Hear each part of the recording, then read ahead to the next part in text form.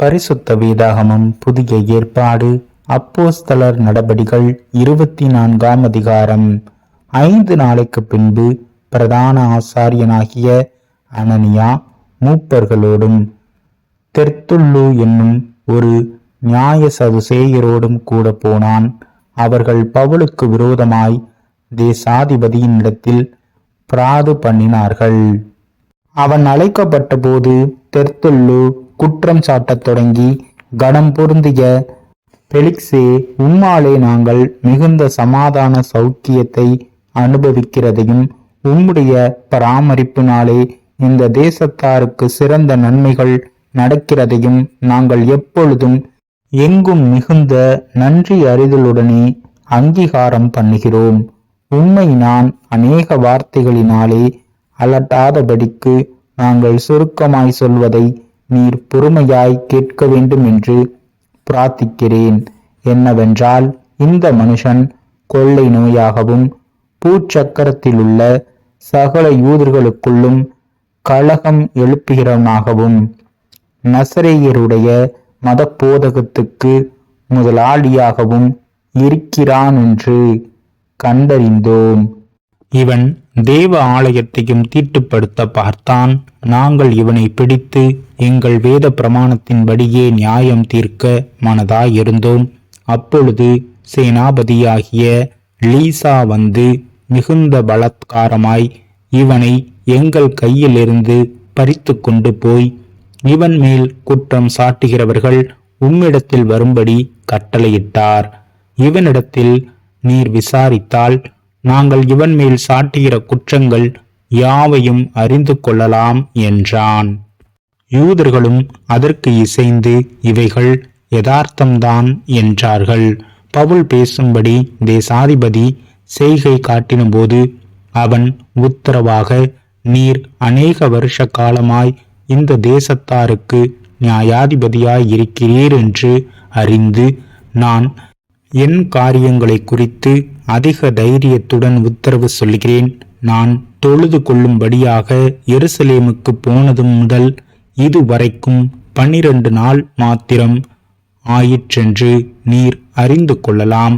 தேவ ஆலயத்திலே நான் ஒருவரிடத்திலாவது தர்க்கம் பண்ணினதையும், நான் ஜப ஆலயங்களிலாகிலும் நகரத்திலாகிலும் ஜனங்களுக்குள்ளே கலகம் எழுப்பினதையும் இவர்கள் கண்டதில்லை.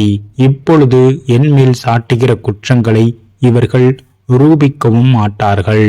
உம்மிடத்தில் ஒன்றை ஒத்துக்கொள்கிறேன். அதென்னவென்றால், இவர்கள் மதபேதம் என்று சொல்லுகிற மார்க்கத்தின்படியே எங்கள் முன்னோர்களின் தேவனுக்கு ஆராதனை செய்து நியாயப்பிரமாணத்திலேயும் தீர்க்கதரிசிகள் புஸ்தகத்திலேயும் எழுதியிருக்கிற எல்லாவற்றையும் நான் விசுவாசித்து, நீதிமான்களும் அநீதிமான்களும் ஆகிய மரித்தோர் உயிர்த்தெழுந்திருப்பது உண்டென்று இவர்கள் தேவனிடத்தில் நம்பிக்கை கொண்டு இருக்கிறது போல நானும் நம்பிக்கை கொண்டு இருக்கிறேன்.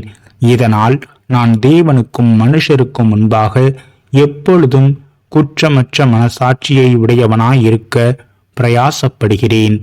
அநேக வருஷங்களுக்கு பின்பு நான் என் ஜனத்தாருக்கு தர்ம பணத்தை ஒப்புவிக்கவும் காணிக்கைகளை செலுத்தவும் வந்தேன்.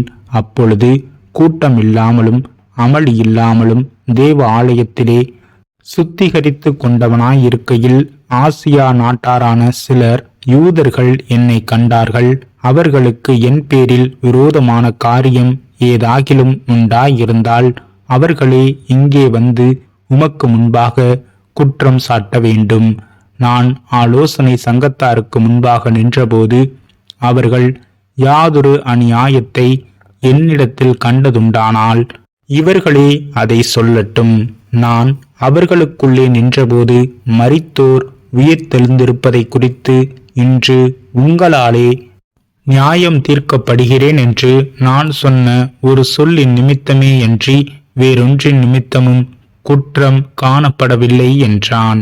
இந்த மார்க்கத்தின் விஷயங்களை விவரமாய் அறிந்திருந்த பேலிக்ஸ் இவைகளை கேட்டபொழுது சேனாபதியாகிய லீசியா வரும்போது உங்கள் காரியங்களை திட்டமாய் விசாரிப்பேன் என்று சொல்லி பவுலை காவல் பண்ணவும் கண்டிப்பில்லாமல் நடத்தவும் அவனுக்கு ஊழியம் செய்கிறதற்கும் அவனை கண்டு கொள்ளுகிறதற்கும் வருகிற அவனுடைய மனுஷர்களில் ஒருவரையும் தடை செய்யாதிருக்கவும் 100க்கு அதிபதியானவனுக்கு கட்டளையிட்டு அவர்களை காத்திருக்கும்படி செய்தான்.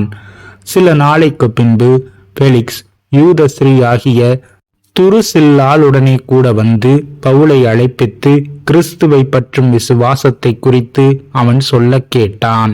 அவன் நீதியையும் இச்சை அடக்கத்தையும் இனி வரும் நியாய தீர்ப்பையும் குறித்து பேசுகையில் பெலிக்ஸ் பயமடைந்து, இப்பொழுது நீ போகலாம், எனக்கு சமயமான போது உன்னை அழைப்பிப்பேன் என்றான். மேலும் அவன் பவுலை விடுதலை பண்ணும்படி தனக்கு அவன் பணம் கொடுப்பான் என்று நம்பிக்கையுள்ளவனாயிருந்தான்.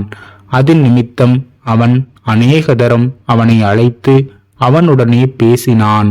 2 வருஷம் சென்ற பின்பு பெலிக்ஸ் என்பவனுக்கு பதிலாக பெர்க்யூபெஸ்து தேசாதிபதியாக வந்தான். அப்பொழுது பெலிக்ஸ் யூதருக்கு தயவு செய்ய மனதாய் பவுலை காவலில் வைத்துவிட்டு போனான்.